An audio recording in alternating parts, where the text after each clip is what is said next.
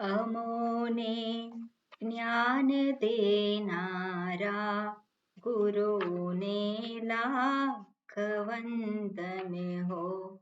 સદાએ જ્ઞાન દેનારા ગુરુને લાખ વંદન હો. અમોને જ્ઞાન દેનારા ગુરુને લાખ વંદન હો. કહ્યા છે જે મને બ્રહ્મા, કહ્યા વિષ્ણુ વળી શંકર. કહ્યા છે જે મને બ્રહ્મા, કહ્યા વિષ્ણુ વળી શંકર. કહ્યા છે દેવ જેવા તે, કહ્યા છે દેવ જેવા તે. ગુરુને લાખ વંદન હો.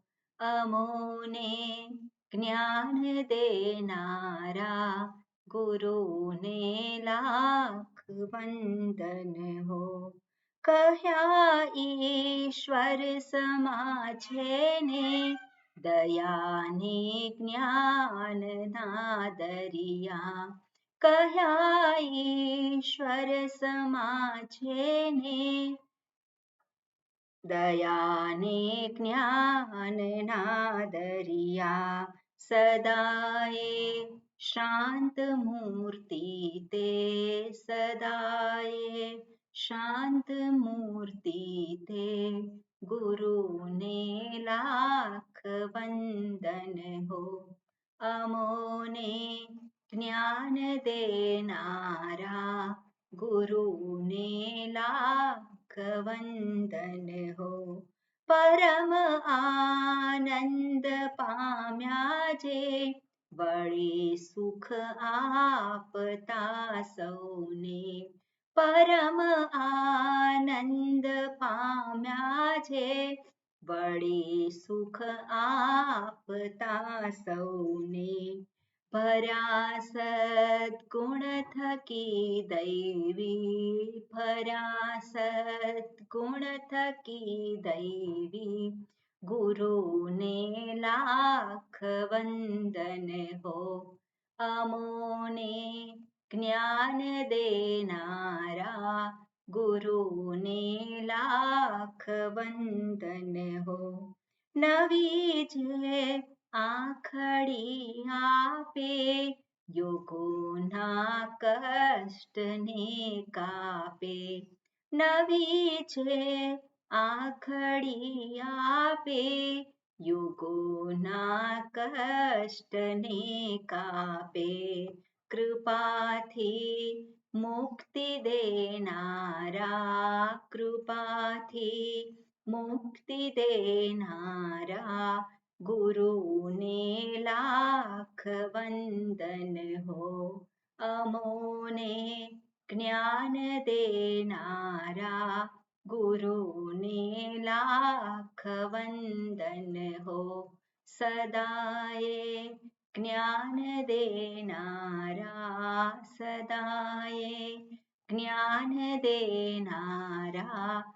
ગુરુને લાખ વંદન હો. ઓમ હરિ ઓમ શ્રી ગુરુભ્યો નમઃ. હરિ ઓમ. ઓમ સહના ભવતો સહનૌ ભુનક્તો સહ વીર્યં કરવાવહૈ તેજસ્વિનાવધીતમસ્તુ મા વિદ્વિષાવહૈ. ઓમ શાંતિ શાંતિ શાંતિ. શંકરં શંકરાચાર્યં કેશવં બાદરાયણં सूत्रभाष्यकृतौ वन्दे भगवन्तौ पुनः पुनः. ईश्वरो गुरुरात्मेति मूर्तिभेदविभागिने व्योमवद्व्याप्तदेहाय दक्षिणामूर्तये नमः. दयाकरं दयाकारं दान्तं धर्मप्रवर्तकं प्रणमामि दयानन्दं मदाचार्यवरं परम्. ઓકે, મંગલાચરણનું વાક્ય. હા, ચંદ્રિકાબેન. ઓમ નમો ભગવતે વૈવસ્વતાય મૃત્યવે બ્રહ્મ વિદ્યાચાર્યાય નચિકેતસે ચ. ઓકે, છેલ્લો જે મંત્ર છે આપણે જોઈ રહ્યા છે એ બોલો. મહતઃ. મહતઃ પરમવ્યક્તમ અવ્યક્તાત પુરુષઃ પરઃ પુરુષાન્ન પરમ કિંચિત સા કાષ્ઠા સા પરાગતિઃ. ઓકે, આ મંત્ર આપણે જોઈ રહ્યા હતા અને એમાં સા કાષ્ઠા સા પરાગતિઃ એટલે અંતિમ ગતિ. અને ગતિ શબ્દનો અર્થ થાય છે પ્રાપ્તવ્ય સ્થાન. જ્યાં પહોંચવાનું છે એને કહેવાય ગતિ. આ શબ્દનો પ્રયોગ આપણે વ્યવહારમાં પણ કરતા હોઈએ છીએ. કોકનું મૃત્યુ થાય તો આપણે કહીએ સદગતિ. તો સદગતિ એટલે શું? એને જે જવાનું જે છે, જે જવાનું સ્થાન. સદગતિ થાય એટલે શું છે? એની સદગતિ થાય એટલે સુખપૂર્વકના સ્થાનમાં એ જાય. એટલે ગતિ શબ્દનો અર્થ જ્યાં પહોંચવાનું છે એ જે સ્થાન. સ્થાન એટલા માટે કહેવું પડે કે સામાન્ય રીતે વ્યવહારમાં આપણે કંઈક યાત્રા કરીએ, કંઈક પ્રયત્ન કરી અને કોઈક જગ્યાએ પહોંચતા હોઈએ છીએ. ખરેખર આ સ્થાન જે છે એવું કોઈ સ્થાન નથી. અને આપણે જોવા જઈએ તો સ્વર્ગાદી લોક જે છે, જે કર્મને આધારે પ્રાપ્ત થનારા લોક છે, અને એને પણ ગતિ કહી શકીએ. એ પણ સ્થાન છે. પણ એ જે ગતિ અથવા તો જે સ્થાન કહીએ એ આપણે જેવી રીતે ગણીએ કે આપણે ડાકોરમાં ભગવાન રણછોડરાય ક્યાં છે? તો કે ડાકોરમાં છે. તો ડાકોરમાં જ એક સ્થાન છે ફિઝિકલ. અને એ ફિઝિકલ જે સ્થાન છે ત્યાં આપણને ભગવાન પ્રાપ્ત થાય. એને આપણે કહીએ કે ત્યાં એ જે છે સ્થાન. પણ એવું અહીંયા સ્થાન શબ્દનો અર્થ એવી રીતે નથી. ગતિ શબ્દનો અર્થ આપણે કે ફિઝિકલ જે સ્થાન જે કહીએ છીએ એવી રીતે નહીં. પણ ગતિ શબ્દનો અર્થ જ્યાં પહોંચવાનું છે એને માટે અહીંયા વાપરેલો છે. એટલે ગંતવ્ય સ્થાન, પણ ફિઝિકલ નહીં. એટલે સ્વર્ગાદી લોકમાં જાય તો સ્વર્ગાદી લોકની ગતિ પ્રાપ્ત થઈ એને. શાસ્ત્રમાં આવે છે અર્ચિરાદી અને બીજા જે માર્ગ છે અને આપણે આવી ગયું. પહેલા પણ એ વસ્તુ આવી ગઈ છે આમાં. અને જે કહે છે ધૂમ્ર માર્ગ છે, દક્ષિણાયન માર્ગ છે, ઉત્તરાયણ માર્ગ છે. તો એ બધું જે છે એમાં શું દર્શાવે છે કે એ ગતિ એટલે કોઈ સ્થાન ફિઝિકલ નહીં. એટલે આપણા મનમાં આપણે એવું એક કલ્પના નહીં કરવાની કે જેવી રીતે આ મર્ત્ય લોક છે અને એમાં સ્થાન છે. કયા સ્થાન છે? પેલો અમેરિકા ગયો તો અમેરિકા એક જગ્યા છે, સ્થાન છે. ભારત તો ભારત એક સ્થાન છે. એવું સ્થાન એની વાત નથી કરતા. એવા સ્થાન નહીં. પણ આ શું છે? સૂક્ષ્મ સ્થાન છે, ફિઝિકલ નહીં. બરોબર? એટલે અહીંયા જે કહે છે કે એ જાય છે એની ગતિ. કઈ ગતિ? સા કાષ્ઠા સા પરાગતિ. તો કાષ્ઠા એટલે અંતિમ. જ્યાં એના પછી આપણે કહે છે પરાકાષ્ઠા. તો પરાકાષ્ઠા એટલે શું? એની પરાકાષ્ઠા આવી ગઈ, જેનાથી આગળ એ જઈ શકે નહીં. એટલે પરાકાષ્ઠા એટલે શું છે કે એની અંતિમ જે છે પ્રાપ્ત કરવાનું છે એ સ્થાન. પણ સ્થાન એટલે ફિઝિકલ નહીં. બરાબર? એ વસ્તુ આપણે જાણવાની. જેવી રીતે અત્યારે ફિઝિકલ સ્થાન એટલે સ્વર્ગાદી સ્થાન, આપણે કે સ્વર્ગાદી લોક. તો સ્વર્ગાદી લોક એટલે મર્ત્ય લોક જેવા લોક એવું નહીં. પણ લોક શબ્દનો અર્થ પણ આપણે જોયો છે. લોક શબ્દનો અર્થ થાય છે અનુભવનો વિષય. બરાબર? લોક શબ્દનો અર્થ થાય છે અનુભવનો વિષય. અને અનુભવ કરવા માટે શરીર, મર્ત્ય લોકમાં આ શરીર છે અને આ શરીર એક સ્થાનમાં છે. બરાબર? આ શરીર જે છે એને માટે સ્થાન જરૂરી છે કે નહીં? આ જે સ્થૂળ શરીર છે એને માટે સ્થાન જરૂરી છે. અને આ એક સ્થાનમાં છે અને એ બીજા સ્થાનમાં એ નથી. અને બીજા સ્થાનમાં એને પહોંચવું હોય તો આ શરીરે શું કરવું પડે? પ્રયત્ન કરવો પડે, જવું પડે ત્યાં, તો એ સ્થાનમાં પહોંચાય. પણ અહીંયા જે સ્થાન કહેવામાં આવે છે એ આવું સ્થૂળ કોઈ સ્થાન નથી, પણ સ્થાન કયું છે એની ગતિ, એ જે જાય છે બીજા લોકમાં જતો હોય કે બીજી જગ્યાએ આપણે કહેતા હોય, પણ એ કઈ રીતનું છે તો અનુભવનો વિષય. હાજી, માઇક બંધ છે આપનું. હા, કયું પાન નંબર છે સેજ કહેશો? 83 નંબર હા 83 11મો ઓકે. મંત્ર છે, હા. પહેલો અધ્યાય, ત્રીજી વલ્લી, 11મો મંત્ર. બસ. એટલે આપણે જે સ્થાન કહીએ છીએ તો સ્થાન શબ્દનો અર્થ આપણે ફિઝિકલ અહીંયા જોવાનું નહીં. સ્વર્ગાદી લોકની પ્રાપ્તિ થઈ તો ફિઝિકલ એવો લોક છે એવી જો આપણા મનમાં જો માન્યતા ખ્યાલ ઉભો થતો હોય તો એ ખ્યાલ બરોબર નથી. એ સ્વર્ગાદી લોકમાં ગયું, પણ સ્વર્ગાદી લોક, લોક શબ્દનો અર્થને આધારે આપણે જોવાનું. લોક એટલે અનુભવનો વિષય, બરાબર, અનુભવનું સ્થાન. અને અનુભવ જે છે આ સ્થૂળ શરીરે એ સ્વર્ગમાં જઈ શકે? સ્થૂળ શરીરે સ્વર્ગમાં ના જઈ શકે. અહીંયા આપણને આપેલું છે નચિકેતા ગયો છે અને ત્યાં જઈને પ્રશ્ન પૂછે છે, પણ આપણને ખબર છે એ જે સ્થૂળ શરીર એને પ્રાપ્ત થયું હતું એ સ્થૂળ શરીરે ગયો એવું ડિસ્ક્રિપ્શન છે આમાં? એવું નથી કહ્યું. એટલે આ સ્થૂળ શરીર છે એ લોકમાં અનુભવ કરવાને સક્ષમ નથી. એટલે એ લોકનો અનુભવ કરવા માટે, એ જે લોક એટલે અનુભવ, એ અનુભવ કરવા માટે એને માટેનું જે સાધન રૂપ શરીર છે એ જુદું હોય, બરાબર, આ સ્થૂળ શરીર ના હોય એટલું ચોક્કસ છે. એટલે આપણે જે કહીએ કે સા કાષ્ઠા સા પરા ગતિ, તો ગતિ એટલે સ્થાનની પ્રાપ્તિ કરે છે, પણ સ્થાન એટલે અહીંયા મર્ત્ય લોકમાં આપણે સ્થાન કહીએ છીએ એવું સ્થાન નહીં. પણ બધા જ અનુભવો જ્યાં પરિસમાપ્ત થાય છે, બધા જ લોકોની અંદરની યાત્રા જ્યાં સમાપ્ત થાય છે, બધા જ અનુભવોની પરિસમાપ્તિ થાય છે, એને કહેવાય સા કાષ્ઠા સા પરાગતિ. અને એ વસ્તુ અહીંયા દર્શાવવા માંગે છે. અને એ જે આપણે કહીએ કે સા કાષ્ઠા સા પરાગતિ, અંતિમ, જ્યાં બધા જ અનુભવો જે છે ત્યાં કોઈ એની આવશ્યકતા રહેતી નથી. શેને માટે?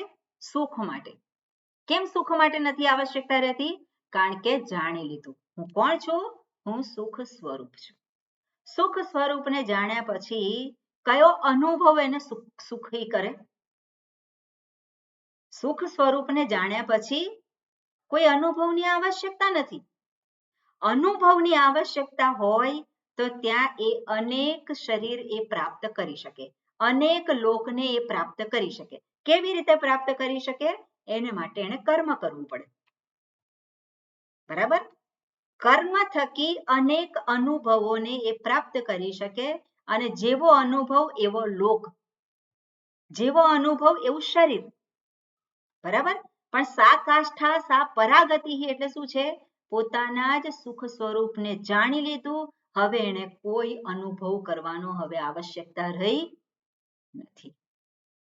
અને એટલે એવી જે સ્થિતિ છે એને એ પ્રાપ્ત કરે છે, એને એ જાણે છે. અને એવી સ્થિતિ કેવી રીતે પ્રાપ્ત કરી શકે? કર્મથી પ્રાપ્ત થઈ શકે નહીં. કર્મથી જે કંઈ પ્રાપ્ત થાય એ અનુભવનો વિષય જ હોય, બરાબર.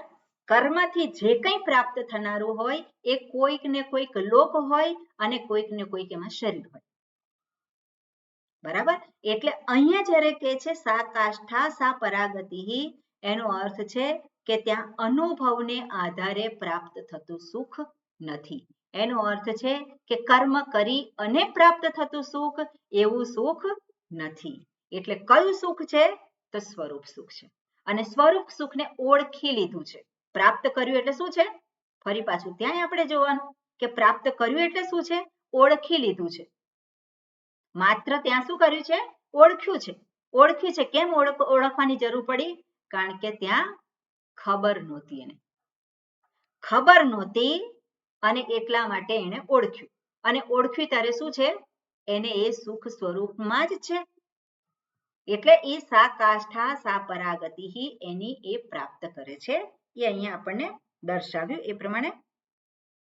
પછી આગળ એક શંકા કરવામાં આવી અને શંકા શું કરવામાં આવી છે કે તમે કહો છો કે પેલો જાય છે ને ગતિ થાય છે ને પ્રાપ્ત થાય છે. હવે જે પ્રાપ્ત થયું જે લોકમાં ગયો તો એ ગયો એ પાછો આવે કે નહીં? સિદ્ધાંત છે જે જાય એ પાછું આવે, જે પાછું આવે ફરી પાછું જાય, આવે એ જાય અને જાય એ આવે, એ સિદ્ધાંત છે. અને તમે ફરી પાછા આગળ જ કહ્યું 8મા મંત્રમાં કે યસ્માત ભૂયઃ ન જાયતે, એ એક વખત ગયા પછી ફરી પાછો આવતો નથી. તો એક જગ્યાએ તમે એવું કહો છો, અહીંયા શ્રુતિમાં તમે એ દર્શાવો છો ત્યાં ગયા પછી એ પાછો આવતો નથી અને એ વસ્તુ લોજિકલ નથી. કેમ? કારણ કે એક વખત ગયો તો એ પાછો આવવાનો જ છે. તો એને માટે તમે શું કહેશો? એટલે અહીંયા પછી એ શંકા દર્શાવી એનો જવાબ આપે છે. શું કહે છે? નૈષ દોષ, આમાં કોઈ દોષ નથી. કેમ? કારણ કે સામેની વ્યક્તિ જે પ્રશ્ન પૂછનારી છે એની દ્રષ્ટિ એને પામી લીધી હોય તો ત્યાં કોઈ દોષ દેખાય નહીં. જ્યારે સામેની વ્યક્તિને આપણે એની દ્રષ્ટિને પામ્યા હોય તો આપણને એની દ્રષ્ટિમાં દોષ દેખાતો નથી. એ જે કહે છે એ એની પોતાની સમજદારીને આધારે કહે છે. સમજદારીમાં દોષ હોઈ શકે, જે કહે છે એમાં દોષ નથી, પણ એની જે સમજદારી છે એમાં દોષ હોઈ શકે. બે વસ્તુ જુદી છે કે નહીં? એ જે કહે છે એમાં કોઈ દોષ નથી, કારણ કે એની સમજદારીના આધારે કહે છે. પણ સમજદારીમાં દોષ હોઈ શકે. એટલા માટે નૈષ દોષ જ્યારે કહે છે એટલે કે હા વાત તમારી બરોબર છે, પણ પછી એ જે સમજદારી છે પૂર્વ પક્ષીની એમાં દોષ બતાવે. બરાબર? એટલે આપણે પણ જોઈએ વ્યવહારમાં. ગઈકાલે હું જે વાત કરતી હતી, કોઈક વ્યક્તિ આવીને કંઈક કહે તો એની દ્રષ્ટિ જે છે એ દ્રષ્ટિને એને શબ્દરૂપ આપ્યું છે. એટલે એમાં એ જે કહે છે એમાં કોઈ દોષ નથી, પણ એની જે દ્રષ્ટિ છે એ દ્રષ્ટિમાં દોષ હોઈ શકે. બરાબર કે નહીં?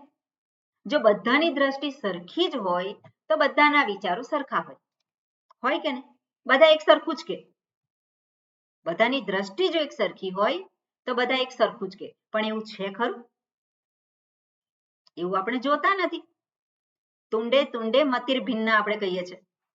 જેટલા માથા એટલા એની જુદી જુદી મતિ છે. તો એ મતિ જે છે એની પાછળ એક ચોક્કસ સમજદારી છે. એ સમજદારીમાં ક્યાં દોષ છે એ આપણે જોવો જોઈએ, નહીં કે એની અભિવ્યક્તિમાં, નહીં કે એના વાક્ય જે પ્રયોગ કરે છે એમાં દોષ ના કાઢવાનો હોય. એ તો જે કહે છે એની સમજદારીને આધારે કહે છે, નહીં કે એના વર્તનમાં. કારણ કે વર્તન જે છે એ પણ એની સમજદારીના આધારે છે. અને જે સ્વામીજી કહેતા હોય કે દરેક વ્યક્તિનું વર્તન એની સમજદારી, એનું સામર્થ્ય અને સંસ્કારને આધારે યોગ્ય જ છે, એવું જ હોય. તો આ વસ્તુને આપણે સામે રાખીએ તો કોઈ વ્યક્તિને આપણે બ્લેમ ના કરીએ. વ્યક્તિ કોઈ પણ જે છે નિંદાને પાત્ર નથી.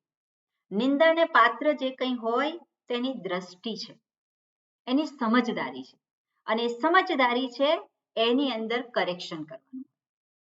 એટલે વ્યક્તિ માટે ગમા અણગમા ના હોય, પણ એની જે સમજદારી છે એને આપણે જોતા શીખીએ. બરાબર? અને એ જ વસ્તુ અહીંયા દર્શાવે છે. શું કે છે? નૈષ દોષ. ઓકે, ત્યાંથી વાંચીએ આપણે. કોણ વાંચશે? ઓકે રેખા, ખંચનબેન તમે વાંચો. મળ્યું ને તમને ક્યાં છે? હા હા. નૈષ દોષ નૈષ દોષ સર્વસ્ય સર્વસ્ય પ્રત્યગાત્મત્વાत् પ્રત્યગાત્મત્વાદ અવગતિઃ એવ ગતિઃ अवगतिः एव गतिः इति उपचर्यते इति उपचर्यते प्रत्यगात्मत्वम् प्रत्यगात्मत्वम् ओके અહીંયા ગતિः इति ઉપ પ ત્યાં છે ખરો પ તમારામાં ઉપ છે. હા છે ઉપચર્ય ન ઉપચર્યતે હોય તો પછી પ લગાવી છે પુસ્તકમાં નથી ઓકે પછી આગળનું વાક્ય છે પ્રત્યગાત્મત્વમ प्रत्यगात्मत्वं ચ દર્શિતમ च दर्शितम् ઇન્દ્રિય મનોબુદ્ધિપરત્વેન इन्द्रियं मनोबुद्धिपरत्वेन યો હિ ગંતા यो हि गन्ता સહ અગતમ सः अगतम् અપ્રત્યગરૂપમ अप्रत्यग्रूपं ગચ્છતિ गच्छति અનાત્મભૂતમ अनात्मभूतं ન વિપર્યયેણ न विपर्ययेण ઓકે એટલે આમાં શું કહે છે નૈષ દોષ એમાં કોઈ દોષ નથી તમે જો કહો છો એમાં સર્વસ્ય પ્રત્યગાત્મત્વાદ અવગતિઃ એવ ગતિઃ ઇતિ ઉપચર્યતે સર્વસ્ય એટલે બધા જ અને બધા એટલે કોણ બધા જ પ્રાણીઓ જીવ માત્ર અડગે જીવ માત્ર જે છે પ્રત્યગાત્મત્વાદ જીવ માત્રનું સ્વરૂપ જીવ માત્રનું સ્વરૂપ શું છે પ્રત્યેગાત્મત્વાત અપ્રત્યેગાત્મ શબ્દનો અર્થ શું કરે છે અંતરતમ જેને આપણે કે અંતરતુમ એટલે કોણ સાક્ષી પણ સાક્ષી જેને કહેવામાં આવે છે એ હું સાક્ષ્યને આધારે સાક્ષી એવું નામ આપવામાં આવે છે કોને હુંને એટલે એ જે હું પ્રત્યેગાત્મા તો સર્વ પ્રાણી માત્રનો પ્રત્યેગાત્મા પ્રત્યેગાત્મત્વાત એક મિનિટ સર્વસ્ય પ્રત્યેગાત્મત્વાત અવગતિઃ એવ ગતિઃ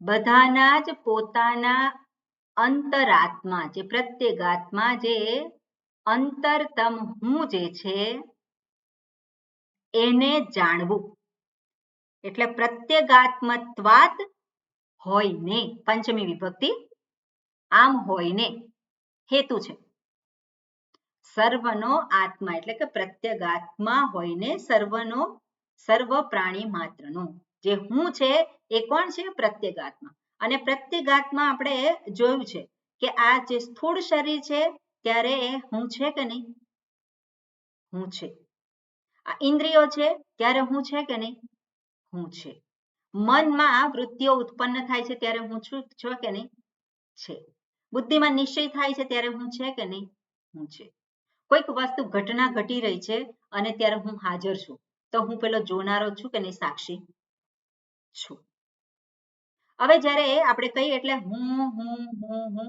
એ તો હંમેશા છે જ એ જે હું જે છે એ ક્યારે નથી આ શરીર નથી એટલે હું નથી આપણે એવું કહીએ એવું ના કહી શકીએ ઇન્દ્રિયો નથી ત્યારે હું નથી એવું કહી શકીએ ના કહી શકીએ એટલે અન્વય અને વ્યતિરેક દ્વારા જે રહે છે એ કોણ છે એ હું અને એ હું સર્વ પ્રાણી માત્રમાં સમાન રીતે રહેલો છે એટલે સર્વનું સ્વરૂપ અંતરતમ હું હોવાથી એનો અર્થ શું થાય સર્વસ્ય પ્રત્યેગાત્મત્વાત સર્વ પ્રાણીના પ્રત્યેગાત્મત્વાત અને કેટલા છે પ્રત્યેગાત્મા હું કેટલા છે એક જ હું છે અને એ જે હું છે સર્વનો એક જ હું છે અને ક્યાં છે ક્યાં શોધવા જવાનું ક્યાં શોધવા જવાનું એને શોધવા જવાનું નથી એ તો છે જ હંમેશા પણ એ દૂર છે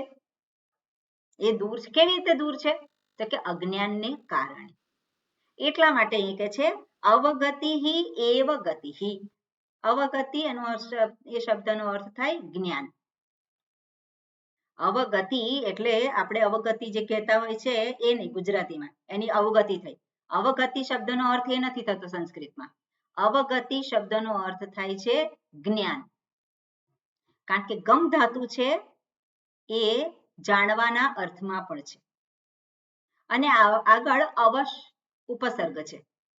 અવગમ્યતે ઘણી બધી વખત આવે છે. અવગમ્યતે એટલે શું છે? જાણ્યું. તો અવગતિ એટલે જ્ઞાન અને અવગતિ એવ ગતિ. અવગતિ એવ ગતિ એટલે શું છે? જે ગતિ આપણે જે પહેલા કહ્યું કે જે પહોંચવાનું છે. પહોંચવાનું ક્યાં છે? હવે પેલો હું સર્વના આત્મરૂપ હોયને પણ એને ભાન નથી. એને ભાન નથી એટલા માટે એને જાણવાનું છે. હવે જાણ્યું, જાણ્યું એ જ ગતિ છે. જાણ્યું એ જ ગતિ છે એટલે શું છે? પેલો જે શોધવા નીકળ્યો છે એને ક્યાં પહોંચવાનું છે? જે શોધવા નીકળ્યો છે એને ક્યાં પહોંચવાનું છે? સુખને શોધવા નીકળ્યો છે કે નહીં? બધા સુખને શોધવા નીકળ્યા છે કે નહીં? અને માર્કેટિંગ એ થાય છે બધું. અમે આપીએ સુખ. બજારમાં જાય, સોરી લાઈટ ગઈ, લાઈટ આવશે એટલે બરોબર. એટલે આપણે જોઈએ કે પેલો બજારમાં જાય અને પછી બધી દુકાનો જુએ છે, તો ત્યાં એને સુખ દેખાય છે કે નહીં? એને શું દેખાય છે? ત્યાં સુખ દેખાય છે ને, અને એટલા માટે જ અંદર દુકાનમાં પ્રવેશ કરે. જો સુખ ના દેખાતો એ પ્રવેશ કરે ના પ્રવેશ કરે. એટલે બધા માર્કેટિંગ કરે છે અને બધા ઉલ્લુ બને છે અને આ પ્રક્રિયા ચાલ્યા જ કરે છે. એટલે સામાન્ય વ્યક્તિ છે એ પેલો સંસારી આપણે જે કહીએ એને માટે શું છે? એ જાણતો નથી સ્વરૂપને અને એટલા માટે સુખને શોધવા માટે એ બહાર પ્રવૃત્ત થાય છે. પણ જે અવગતિ એવ ગતિ, એનો અર્થ શું છે? જાણવું એ જ પ્રાપ્તિ છે. અવગતિ એવ ગતિ એટલે શું છે? જાણવું એ જ પ્રાપ્તિ છે. કેમ? ન જાણવાને કારણે અપ્રાપ્ત છે. એનો અર્થ શું લેવાનો? ન જાણવાને કારણે અપ્રાપ્ત છે. હવે જાણ્યું એટલે હવે પ્રાપ્ત થઈ ગયું. બરાબર? હુંના સુખ સ્વરૂપને જાણ્યું અને સુખની પ્રાપ્તિ થઈ ગઈ. પછી કઈ દુકાનમાં જવાનું? પછી કોઈ દુકાનમાં જવાની જરૂર રહે નહીં. પછી આ જીવનની જરૂરિયાત માટે જરૂર હોય તો જવાનું. જીવનને ટકાવી રાખવા માટે જરૂરિયાત હોય તો જવાનું. પણ સુખને માટે હવે એનો ધંધો બંધ થઈ ગયો. બરાબર? એટલે એની દ્રષ્ટિ કેવી હોય? સુખને માટેની દ્રષ્ટિ ના હોય. જ્યારે પેલો દુકાનમાં જાય, જેને જાણી લીધું છે કે સુખ એ તો મારું સ્વરૂપ છે, પછી દુકાનમાં ન જાય એવું નહીં. જીવનને ટકાવી રાખવાનું છે. જ્યાં સુધી આ શરીર છે ત્યાં સુધી એને આજે જગત છે એની પર નિર્ભર રહેવાનું છે. એટલે લોકોની સાથે વ્યવહાર પણ કરે, એને જે જરૂરિયાત હોય એને માટે જાય પણ ખરો. પણ જ્યારે દુકાનમાં જતો હોય ત્યારે એને સુખ લેવા જાય છે એવી દ્રષ્ટિ એની રહી નથી હવે. બરાબર?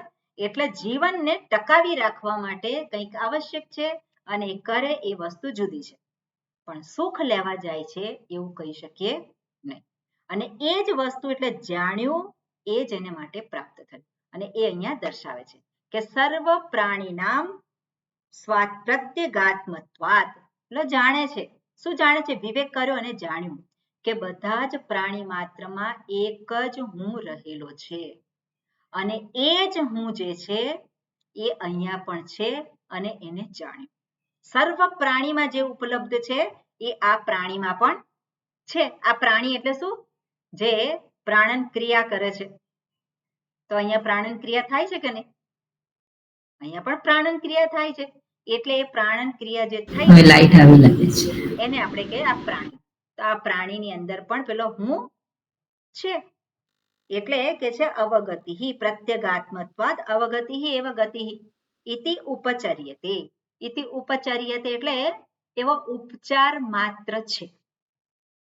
ઉપચર્યતે એટલે શું? ઉપચાર માત્ર. અને ઉપચાર માત્ર એટલે શું છે? કહેવા માટે છે. જાણ્યું એ પ્રાપ્તિ એવું માત્ર ઉપચાર છે, કહેવા માટે છે. ખરેખર જે પ્રાપ્ત હોય એની પ્રાપ્તિ થાય ખરી? જે પ્રાપ્ત જ હોય એની પ્રાપ્તિ થાય?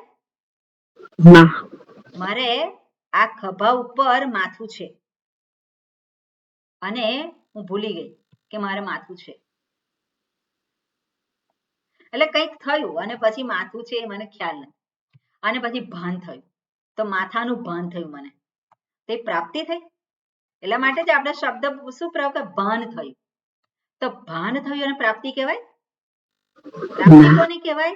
જે મારાથી દૂર હોય અને એને આપણે પ્રાપ્ત કરીએ. કોઈ કર્મનું ફળ હોય એને પ્રાપ્તિ કહેવાય, પણ ખરેખર અહીંયા કોઈ કર્મ કર્યું નથી, માત્ર શું છે? અજ્ઞાન દૂર થયું છે પોતાના સ્વરૂપનું, અને એટલે એને શું કહેવાય? માત્ર ઔપચારિક પ્રાપ્તિ, એટલે કે છે ગતિહિ ઇતિ ઉપચર્યતે. ક્લિયર આ વાક્ય? ઓકે, આગળ શું કહે છે? પ્રત્યેગાત્મત્વમ ચ દર્શિતમ ઇન્દ્રિય મનોબુદ્ધિ પરત્વેન.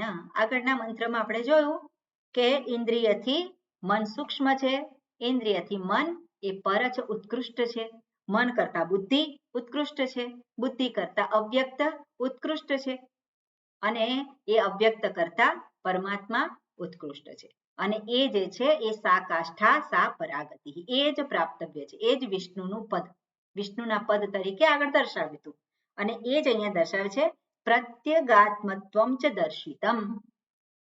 પ્રત્યેગાત્મત્વમ, પ્રત્યેગાત્મા હોવાપણું એ પણ દરેક સ્ટેપ ઉપર આપણને બતાવેલું હતું. બરાબર, દરેક સ્ટેપ ઉપર આપણને દર્શાવેલું હતું કે પ્રત્યેગાત્મા તો હંમેશા છે જ, હું તો હંમેશા છું જ.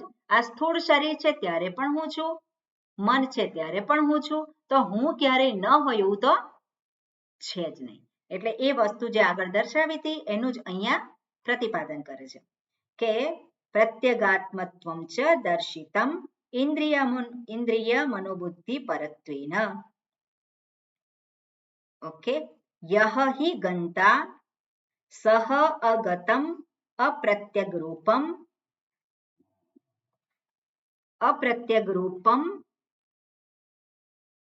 ગચ્છતિ અનાત્મભૂતમ ન વિપર્યયેણ. યહ હિ ગંતા, યહ એટલે જે, હિ એટલે ખરેખર, ખરેખર જે ગંતા, ગંતા શબ્દ એનું પ્રાતિપદિક શું થાય? ગંતા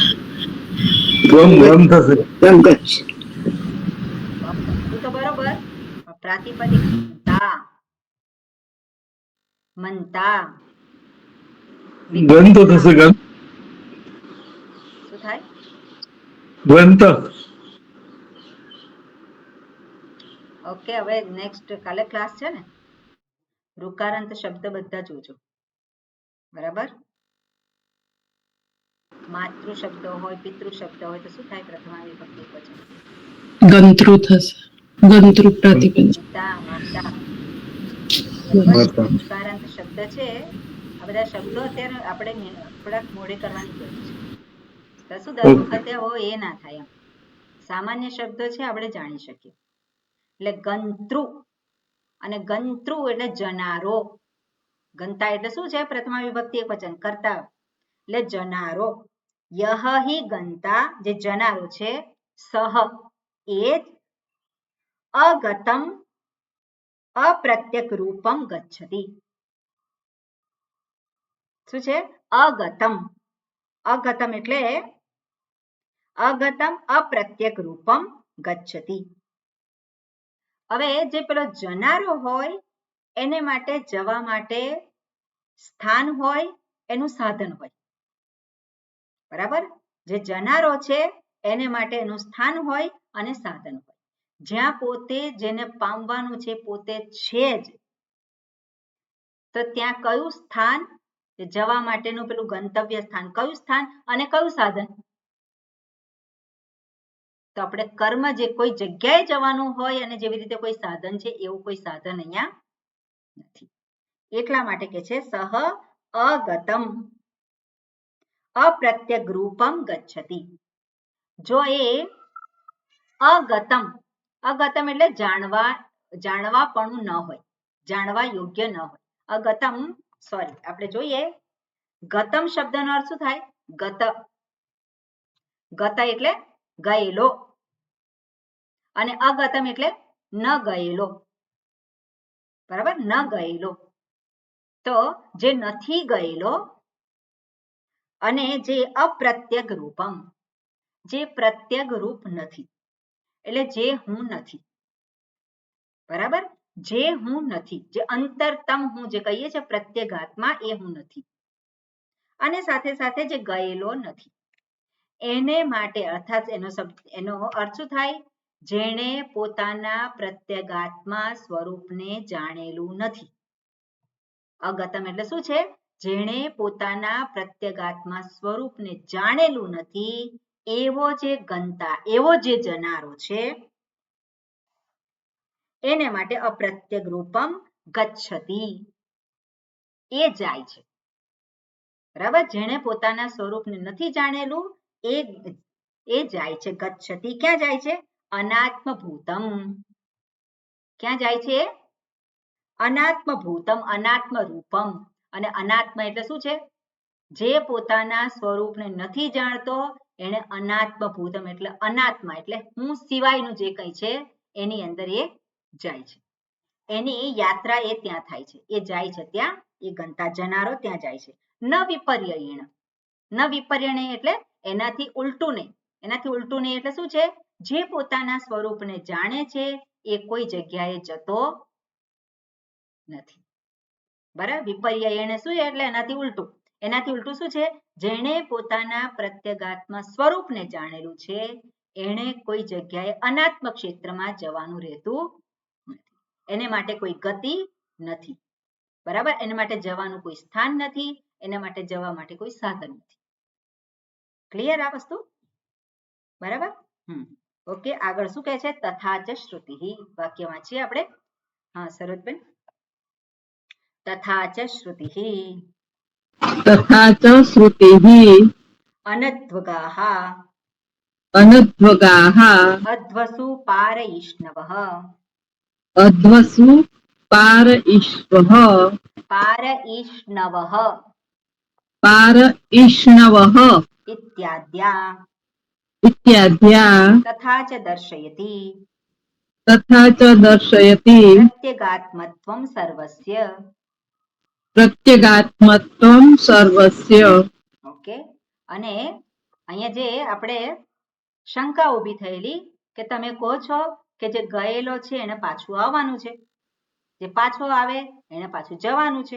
તો એનો જવાબ આપ્યો અહીંયા કે જે પ્રત્યેગાત્મતયા એટલે જે પોતાના સ્વરૂપ રૂપે જ હોય તો એને ક્યાંય જવાનું નથી. અનાત્મ ક્ષેત્રમાં એને ક્યાંય જવાનું રહેતું નથી, અને ત્યાં જવાનું નથી તો પાછું આવવાનું નથી. અને એટલે યસ્માત ભૂયઃ ન જાયતે એવું જે કહેલું છે શ્રુતિમાં વાત કરેલી છે એ બરોબર છે. જે જનારો છે અને પાછો આવે છે એ કોણ છે? જેણે પોતાના સ્વરૂપને જાણેલું નથી. જનારો એટલે કોણ? જે પોતાના સ્વરૂપને નથી જાણતો એવો જે જનારો છે એને પાછું આવવાનું છે, પાછું જવાનું છે.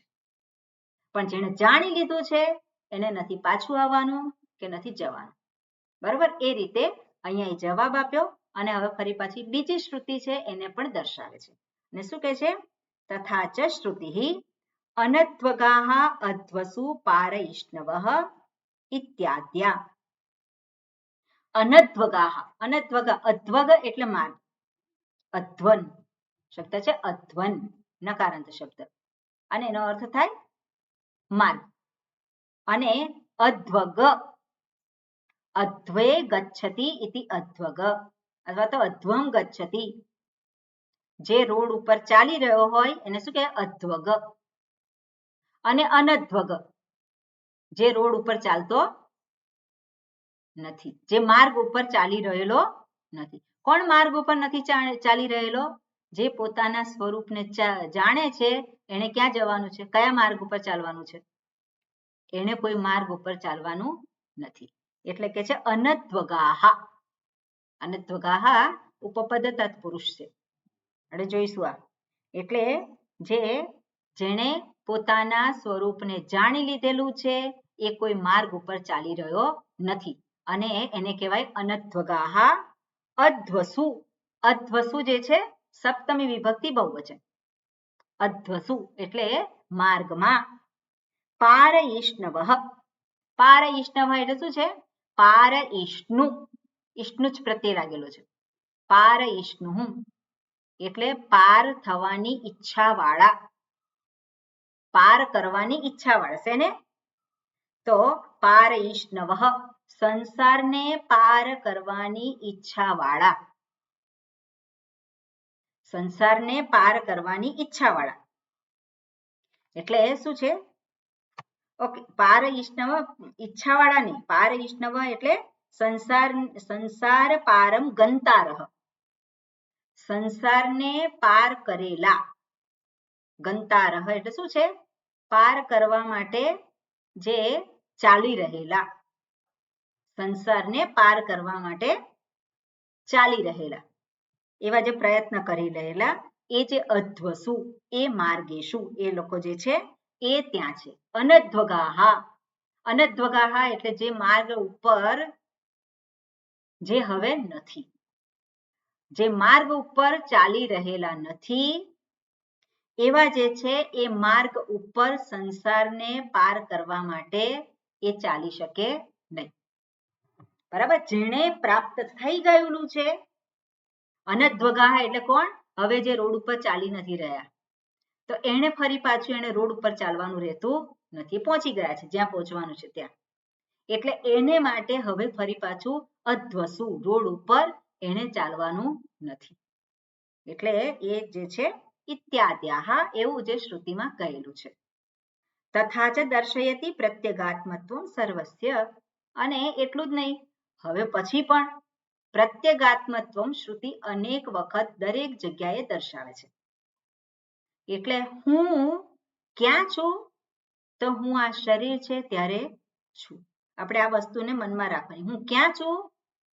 જ્યારે પણ પેલો હું બોલું, હું કોણ છું?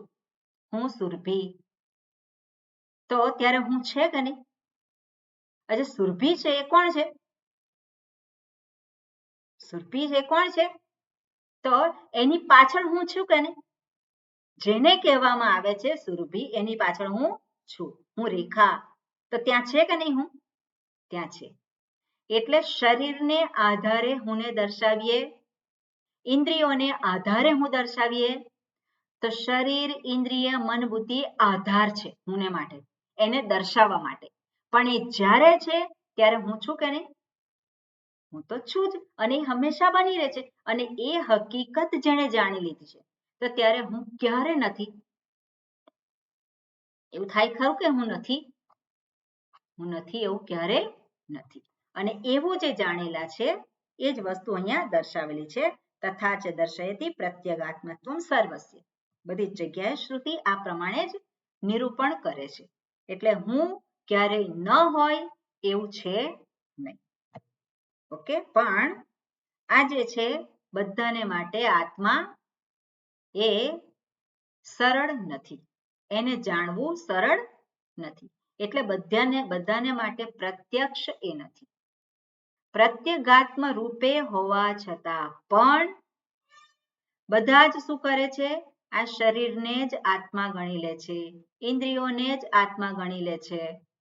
એવું હંમેશા છે. અને એવું કેમ છે એને હવે આગળના મંત્રમાં દર્શાવે છે. એટલે આગળનો મંત્ર જોઈએ. હા પ્રજ્ઞાબેન,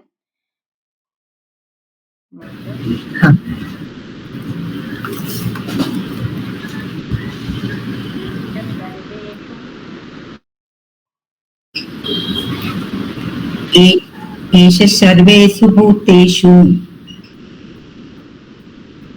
બોલો. एष सर्वेषु भूतेषु गूढोत्मान प्रकाशते दृश्यते त्वग्रया बुद्ध्या सूक्ष्मया सूक्ष्मदर्शिभिः. એટલે આમાં શું કહે છે? એષ સર્વેષુ ભૂતેષુ ગૂઢઃ આત્મા ન પ્રકાશતે. બધાના આત્મરૂપ હોવા છતાં પણ, આ વસ્તુ આપણે આગળ ઉમેરવાની, સર્વના આત્મરૂપ પ્રત્યેગાત્મરૂપ હોવા છતાં પણ, દરેક વખતે હાજર હોવા છતાં પણ એ અપ્રાપ્ત છે. કેમ અપ્રાપ્ત છે? તો એષઃ સર્વેષુ ભૂતેષુ, એષઃ એટલે આ, અને આ એટલે કોણ? આત્મા. આ આત્મા સર્વેષુ ભૂતેષુ, બધા જ ભૂતોમાં છે, પ્રાણી માત્રમાં એ રહેલો જ છે, પણ કેવો છે? ગૂઢ. હવે ગૂઢ છે ખરો? દરેક વખતે અભિવ્યક્ત થાય છે એ જ હું કોણ પ્રગટ થાય છે? એ જ છે. અને છતાં પણ ગૂઢ. કેમ? કારણ કે સ્વરૂપને, જે હકીકત જે છે, જે નિત્ય છે, એની પર દ્રષ્ટિ નથી. દ્રષ્ટિ ક્યાં છે? અનિત્યની ઉપર છે. અનિત્યને હું ગણી લીધો છે, એટલે ગૂઢ ન હોવા છતાં પણ એ કેવો થઈ ગયો છે? ગૂઢ થઈ ગયો છે. એટલા માટે એને ગૂઢ કહેવામાં આવે છે. ભગવદ્ ગીતામાં પણ શું છે? રાજ વિદ્યા રાજગુહ્ય યોગો નામ. તેમાં શું કહ્યું છે? કે આ જે વિદ્યા છે, રાજા નામ વિદ્યા જે છે સૌથી વધારે ગુહ્ય છે, ગૂઢ છે. બધી જ વિદ્યાઓની રાજા રૂપ છે આ વિદ્યા, બ્રહ્મ વિદ્યા. પણ કેવી છે? ગૂઢ છે. એ પ્રકાશિત નથી, સર્વને માટે પ્રકાશિત નથી. એનો અર્થ શું છે? બધા જ પોતાને હું જે છે એ પ્રગટ હોવા છતાં પણ જે હું નથી એ રીતે જ બધા લે છે અને આ હકીકતને જાણતા નથી. એટલા માટે શું કહેવાય? ગૂઢ છે. એટલે એષઃ સર્વેષુ ભૂતેષુ ગૂઢોત્મા. કોણ જાણે છે? આપણે જોઈએ પ્રાણી માત્રની વાત કરી છે કે બધાનું હું જે છે પ્રત્યેગાત્મા. કોણ જાણે છે? કેટલા જાણે છે? તો મનુષ્ય શરીર ધારી છે એમાં કોઈક જાણે, પણ મનુષ્ય શરીર ધારી એના સિવાયના જે છે બધા એ અનેક જીવો છે, ત્યાં જાણવાની સંભાવના પણ છે ખરી? ત્યાં જાણવાની સંભાવના પણ નથી. અને મનુષ્ય જીવન જેને પ્રાપ્ત થયું છે એને પણ જાણવાની સંભાવના કેટલી છે?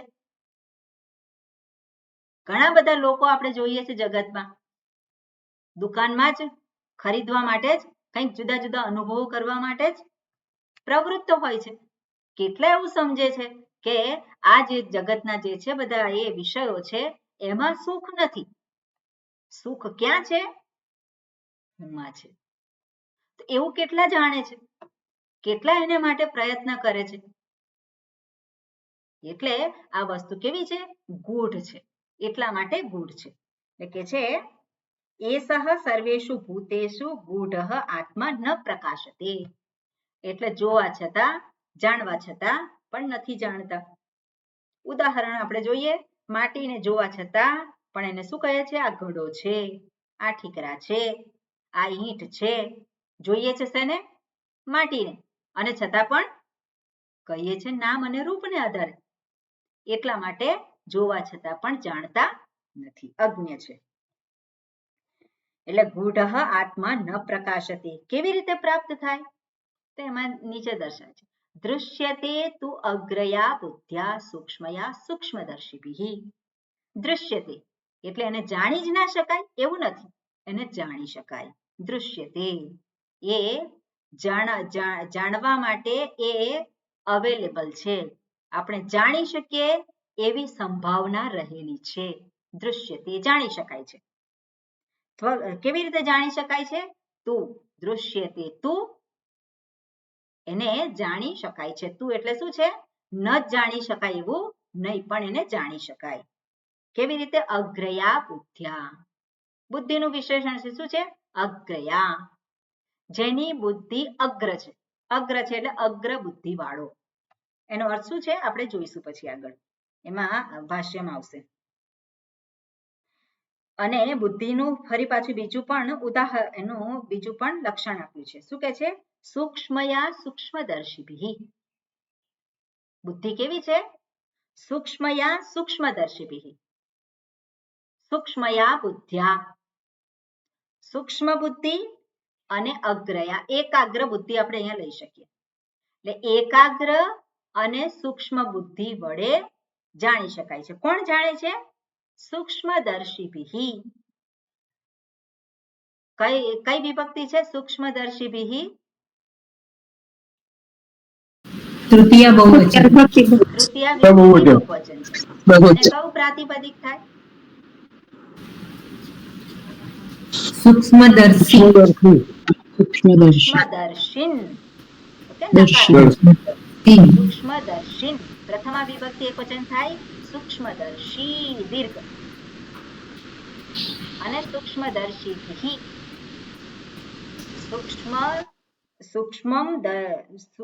સૂક્ષ્મમ દ્રષ્ટુમ શીલમ અસ્ય એની પ્રત્યય છે દ્રષ્ટુમ શીલમ અસ્ય જોવાનો જેનો સ્વભાવ છે. શું જોવાનો સ્વભાવ છે? સૂક્ષ્મને જોવાનો જેનો સ્વભાવ છે એને કોણ કહેવાય? સૂક્ષ્મદર્શી. અને એવા જે સૂક્ષ્મદર્શી ભી એમના દ્વારા કેવી રીતે જાણી શકે છે? બુદ્ધિ વડે. કેવી બુદ્ધિ? તો કે સૂક્ષ્મ બુદ્ધિ વડે. સૂક્ષ્મયા. અને કેવી બુદ્ધિ છે? અગ્રયા સૂક્ષ્મયા બુદ્ધ્યા. સૂક્ષ્મદર્શી જે છે એ પોતાની બુદ્ધિ વડે દૃશ્યતે. બરાબર? એને એ જણાય છે દૃશ્યતે. આ પ્રમાણે અહીંયા કહ્યું છે. એટલે હવે જે જણાય છે એટલા માટે એને ગૂઢ કહેવાય. જાણી લીધું પછી ગૂઢ છે? ના. જાણી લીધું પછી એ ગૂઢ નથી. એક વખત નથી જાણતા ત્યાં સુધી એ ગૂઢ છે, પણ જાણી લીધું ત્યારે એ ગૂઢ રહેતું નથી. એટલે માટીને જાણી લીધી પછી ઘડો જે છે એ ગૂઢ રહે ખરો?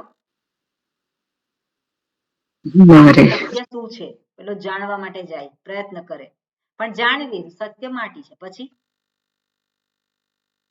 પછી એને માટે એ ગૂઢ રહેતું નથી. એટલે અહીંયા એ પ્રમાણે દર્શાવે છે મંત્રમાં. આગળ ભાષ્યમાં શું કહે છે જોઈએ આપણે. હા કુસુમબેન. એષઃ પુરુષઃ સર્વેષુ બ્રહ્માદિ સ્તંભ પર્યંતેષુ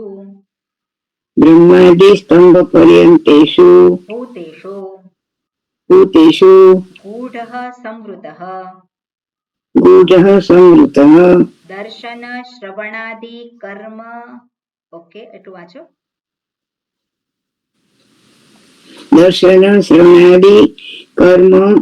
અવિદ્યા માયાચ્છન્નઃ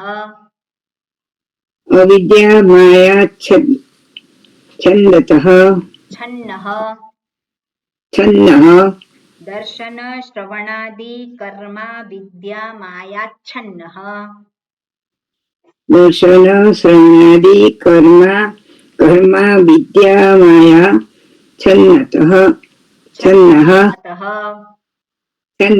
અતઃ એવ આત્મા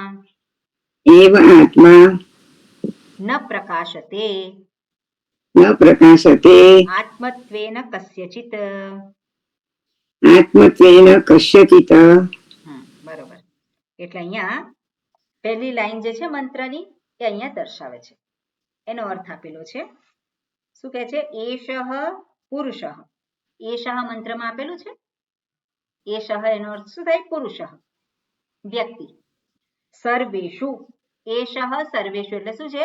એષઃ પુરુષઃ સર્વેષુ. સર્વેષુ એટલે બધામાં. સપ્તમી વિભક્તિ બહુવચન. સર્વેષુ. અને સર્વેષુ એટલે શું? બ્રહ્માદિ સ્તંભ પર્યંતેષુ. એનો અર્થ આપ્યો છે બ્રહ્માદિ. બ્રહ્મ જેમાં શરૂઆતમાં છે. બ્રહ્માદિ બહુવ્રીહી સમાસ થાય. બ્રહ્મ આદિ અસ્ય તત. એ બ્રહ્માદિ એટલે બ્રહ્મ એટલે અહીંયા બ્રહ્મ એટલે બ્રહ્માજી. જે આપણે જોયું છે સમષ્ટિ સૂક્ષ્મ શરીર અભિમાની આત્મા. એને કોણ કહેવાય? બ્રહ્માજી, મિસ્ટર બ્રહ્મા. અહીંયા પરબ્રહ્મ નહીં.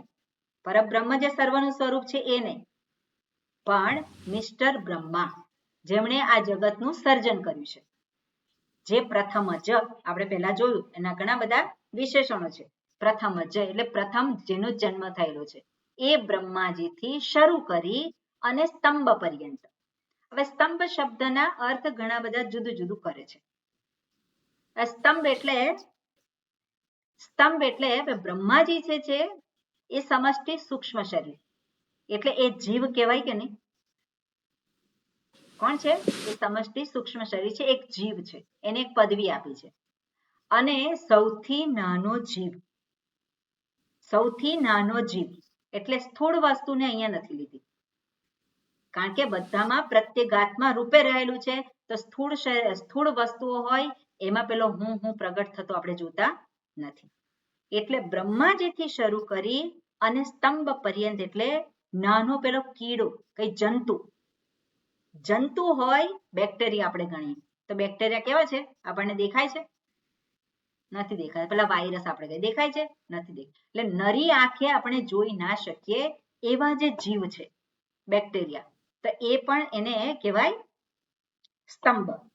અથવા તો સ્તંભ એટલે એવું પણ લેતા હોય છે કે જે હિરણ્ય ગર્ભ છે એ સર્વોત્કૃષ્ટ ચેતનવાન છે, સર્વથી વધારે ચેતનવાન છે. અને સૌથી ઓછી ચેતનતા જે છે એ જે આપણે જોવા મળે તો ક્યાં છે? તો કે એ વૃક્ષાદિમાં, જેને સ્થાવર કહેવામાં આવે છે. વૃક્ષાદિ જે સ્થાવર છે, એક સ્થાવર કેમ છે? કારણ કે એક જગ્યામાં છે. વૃક્ષ જે અથવા તો આપણે કહીએ કે છોડ, તે ક્યાં છે? એક જગ્યામાં છે, પણ જીવન એમાં છે. તણખલું હોય તો તણખલામાં જીવન છે કે નહીં? એ છે. એ બીજી જગ્યાએ જઈ નથી શકતું, પણ એમાં જીવન તો છે. એટલે બ્રહ્માજીથી શરૂ કરી અને પેલું તણખલા સુધી, એટલે સ્તંભ શબ્દનો અર્થ આવી રીતે મહાત્માઓ કરતા હોય છે, એવું મેં જોયું છે. બરોબર, એટલે આપણે બંને અર્થ આવી રીતે જોઈ શકીએ. એટલે બ્રહ્માજીથી શરૂ કરી અને તણખલા સુધી, અથવા તો બ્રહ્માજીથી શરૂ કરી અને પેલું નાનું બેક્ટેરિયા છે ત્યાં સુધી.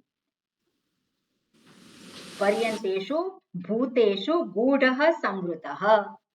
આ જે પ્રત્યેગાત્મા છે કેવો છે? સ્વરૂપ રૂપે જ હોવા છતાં પણ એ ગૂઢ સંવૃતઃ, જાણે કે ઢંકાયેલો છે. ગૂઢ નો અર્થ આપ્યો શું? સંવૃતઃ. સંવૃતઃ એટલે કવર્ડ. કવર્ડ એટલે શું છે? ઢંકાયેલો છે, જાણે કે એની ઉપર એક આવરણ આવી ગયું. સંવૃતઃ. અને દર્શન કેમ એવું છે? દર્શન શ્રવણાદિ કર્મ અવિદ્યા માયા છન્ન અતઃ. કારણ આપ્યું. શું છે? દર્શન શ્રવણ. હવે દર્શન એટલે ખબર છે આપણને શું છે? આપણે આ ચક્ષુરેન્દ્રિયથી જોઈએ છે ને શું કહેવાય? દર્શન. શ્રવણ. શ્રવણ એટલે શું છે? આજે શ્રોત્રેન્દ્રિય દ્વારા શબ્દને સાંભળે છે. દર્શન શ્રવણાદિ કર્મ એ શું છે? એક્શન. એ બધી ક્રિયાઓ છે. દર્શન શ્રવણ કર્મ. અને કર્મ અવિદ્યા માયા. અવિદ્યા માયા. હવે અવિદ્યા અને માયા, તો અવિદ્યાનું કાર્ય માયા. બરાબર, એને આ રીતે આપણે એનો અર્થ લેવાનો. અવિદ્યાનું કાર્ય એ માયા, અને માયાથી આવૃત થયેલા છે. માયા છન્ન એટલે શું છે? એનાથી માયાથી ઢંકાયેલા છે. અવિદ્યાનું કાર્ય એ માયા, અને માયાથી શું છે? બધા જ ઢંકાયેલા છે. અને કોણ ઢંકાયેલા છે? તો દર્શન શ્રવણાદિ કર્મ. કર્મ આ બધા જ જે છે કર્મ જે થઈ રહ્યા છે એ બધા જ કર્મ કેમ છે? કારણ કે લોકો છે હું જોઉં છું, હું સાંભળું છું. કઈ રીતે કહી શકે? જ્યારે એને પોતાને કર્તા તરીકે જુએ છે. કર્તા તરીકે કેમ જુએ છે? કારણ કે અજ્ઞાન છે. આ એની સાથે તાદાત્મ્ય થયેલું છે. તાદાત્મ્ય કેમ થયેલું છે?